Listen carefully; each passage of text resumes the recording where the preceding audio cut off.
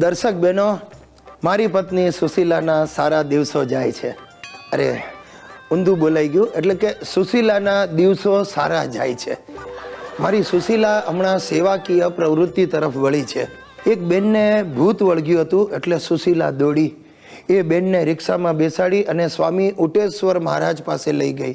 આ ઉટેશ્વર સ્વામીએ ઊંટ પરથી બેઠા બેઠા મંત્રેલું પાણી એ બેનના મોંમાં રેડ્યું અને બાઈ સાજી થઈ ગઈ. સાહેબ, બસ ત્યારથી સ્વામી ઉટેશ્વર અને સુશીલા ધંધે લાગી ગયા છે. એટલે કે ભૂત ભગાડવાના ધંધે લાગી ગયા છે.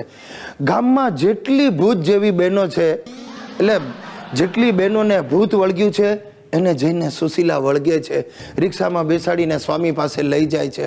અને આ સ્વામી મારો બેટો શું ઈલાજ કરે છે કે બહેનો સાજી થઈ જાય છે. આ સેવા કરવામાં સુશીલાએ રિક્ષા ભાડાના 3,500 રૂપિયા ખર્ચી નાખ્યા. અરે મારી બેટી નારિયેળ પણ ઘરેથી જ લઈને જાય છે. જો હું તમને કહી દઉં, હું કોઈની પીઠ પાછળ ખરાબ બોલતો નથી, પણ મને અંદર ખાને એવું થઈ રહ્યું છે કે સુશીલા આ સ્વામીમાં ભરાણી છે. અને ઉટેશ્વરના લક્ષણો પણ મને કે બહુ સારા લાગતા નથી.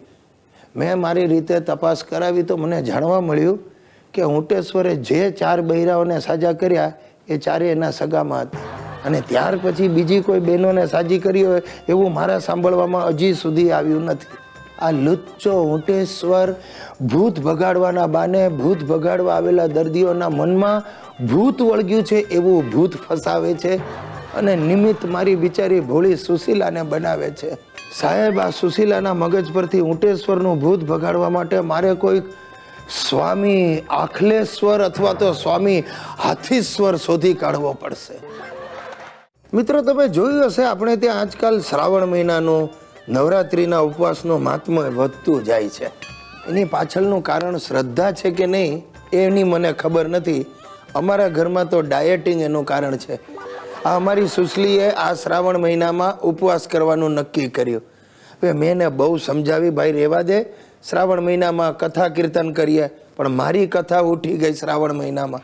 સુશલી જઈને 10 કિલો રાજગરાનો લોટ, 10 કિલો મોરૈયો, 10 કિલો સિંગોડાનો લોટ અને 20 કિલો બટાટાની ગુણ લઈ આવી. અને પાછી રોજ સવાર પડે ને બોલતી જાય, મારે તો શ્રાવણ છે, મારે એકટાણું, એમ કરીને તગારું ભરીને સાહેબ ફરાળ ઝાપટતી જાય. અરે બહાર ફરવા જઈએ તો એ ઉપવાસ છે, ઉપવાસ કરીને 5-6 વેફરના પડીકા ઝાપટી જાય. કોઈના ઘરે મળવા ગયો ને તો બીજી બધી વાતો બાજુએ અને પોતાની ઉપવાસ લીલાનું ગીત ગાવા મંડી પડે.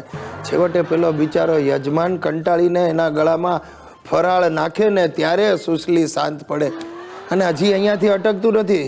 રાત્રે સૂતા પહેલાં એનું પાછું ધીમેથી શરૂ થાય, હવે તો આ મોરીઓ ખાઈ ખાઈને કંટાળી છું, કોઈને મારી પડી જ નથી. મને લાગે છે આ વખતે 10 કિલો વજન ઉતરી જશે. અને મને સતત એવું લાગે છે કે આ વખતે સુશલીનું વજન 25 કિલો વધી જશે.